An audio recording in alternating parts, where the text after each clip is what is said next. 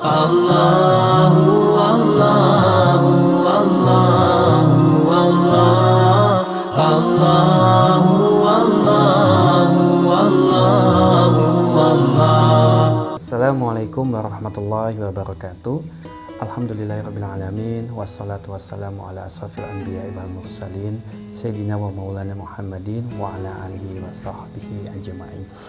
Sahabat media dakwah Jambi yang dimuliakan Allah Subhanahu wa taala. Allah Subhanahu wa taala telah menjadikan bulan Ramadan penuh dengan kemuliaan, keagungan dan banyak keistimewaan di dalamnya. Allah Subhanahu wa taala mengatakan, "Syahrul Ramadan allazi unzila fihil Qur'an hudal linnas wa bayyinatin minal huda wal furqan."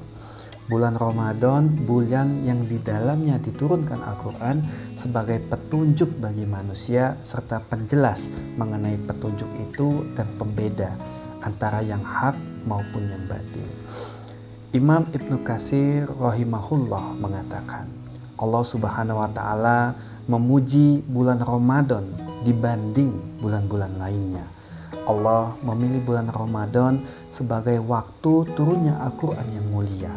Rasulullah Shallallahu Alaihi Wasallam juga pernah mengatakan di dalam hadis riwayat Ahmad, sungguh telah datang kepada kalian Ramadan, bulan yang penuh berkah. Allah mewajibkan ke atas kalian berpuasa di dalamnya.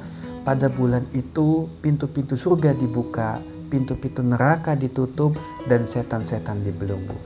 Di dalamnya ada satu malam yang nilai amalnya lebih baik daripada 1000 bulan.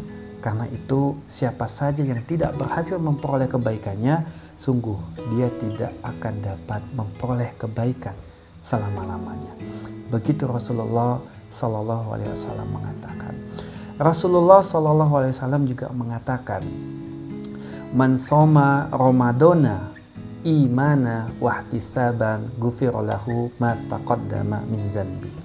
Siapa saja yang berpuasa Ramadan dengan dasar iman dan mencari keridhaan Allah Subhanahu wa taala, niscaya akan diampuni dosa-dosanya yang telah lalu. Itu terdapat di dalam hadis riwayat Al-Bukhari dan Muslim. Maka kewajiban berpuasa di bulan Ramadan diturunkan oleh Allah Subhanahu wa taala pada Sa'ban tahun kedua Hijriah. Maka sebulan kemudian, yakni bulan Ramadan, Rasulullah SAW dan para sahabatnya berpuasa untuk pertama kalinya. Sahabat media dakwah Jambi yang dimuliakan Allah Subhanahu wa taala. Bulan Ramadan selain daripada bulan yang mewajibkan kita berpuasa penuh selama 30 hari, bulan Ramadan juga tercatat sebagai bulan yang penuh dengan kemenangan. Kita masih ingat kemenangan umat Islam dalam perang Badar. Itu terjadi pada bulan Ramadan. Pada bulan ini pula terjadi peristiwa Fatu Mekah, yaitu pembebasan kota Mekah oleh kaum muslim, yakni persisnya yaitu tanggal 20 Ramadan 8 Hijriah. Setahun kemudian, yakni pada Ramadan tahun ke-9 Hijriah, Rasulullah SAW beserta kaum muslim terlibat dalam perang Tabuk. Pada bulan itu pula datang utusan dari Bani Thaqif di Taif datang menghadap Rasulullah SAW untuk menyatakan keislaman mereka. Ramadan tahun ke-10, Rasulullah SAW mengutus Ali bin Abi Thalib untuk membawa surat dan menyampaikan dakwah ke Yaman, khususnya kepada Bani Hamdan. Dan dalam satu hari, penduduk Bani Hamdan menyatakan keislaman mereka. Sesungguhnya sangat banyak daftar kemenangan yang didapatkan oleh kaum muslim pada bulan suci Ramadan ini. Maka kalau misalnya kita melihat perjuangan para sahabat itu luar biasa. Misalnya pada Ramadan Hijriah ke-15, pasukan kaum muslim yang dipimpin oleh Sa'ad bin Abi Waqqas itu meraih kemenangan di perang Qadisiyah. Kemenangan tersebut menjadi pintu pembebasan ibu kota Persia Al-Badain dan seluruh wilayah Persia. Lalu pada Ramadan 31 Hijriah, kaum muslim yang dipimpin oleh Al-Mutsanna meraih kemenangan di perang Al-Buwaib.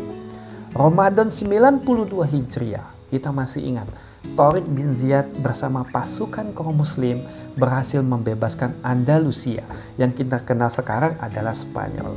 Kita juga tentu ingat peristiwa yang terjadi pada bulan Ramadan di 223 Hijriah. Saat itu Khalifah Al-Mu'tasim Billah menjawab teriakan seorang muslimah yang kehormatannya dilecehkan oleh pasukan Romawi dan Amuria. Al-Mu'tasim Billah kemudian menyerbu kota Amuria tersebut. Akibatnya benteng pertahanan terkuat Romawi Bizantium di Asia Kecil itu pun jatuh. Hanya teriakan satu perempuan.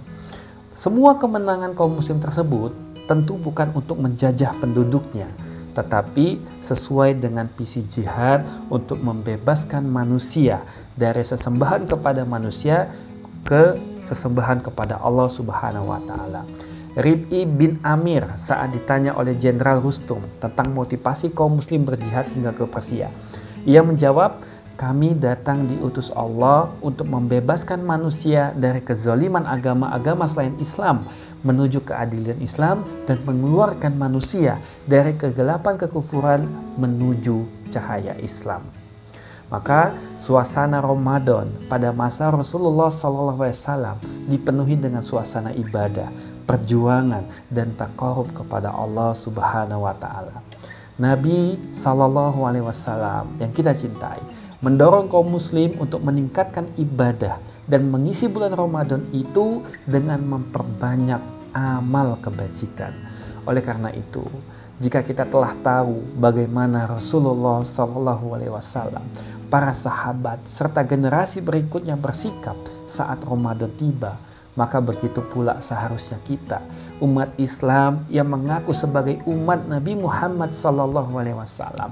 Maka mari kita menjadikan Ramadan ini sebagai momentum kita untuk terus bersemangat berjuang dan berdakwah agar kehidupan Islam tegak kembali, sebuah kehidupan yang diatur dengan syariah Islam secara kafah.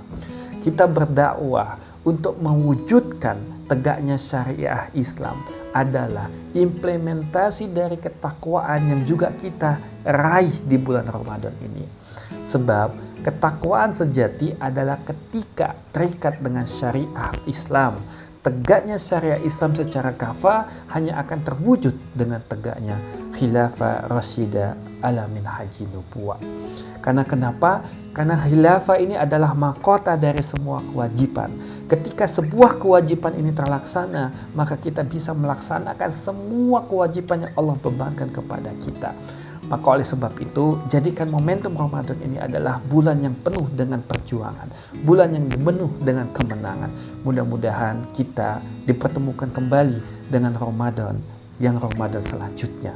Dan mudah-mudahan Ramadan tahun ini adalah Ramadan terakhir tanpa adanya syariah Islam.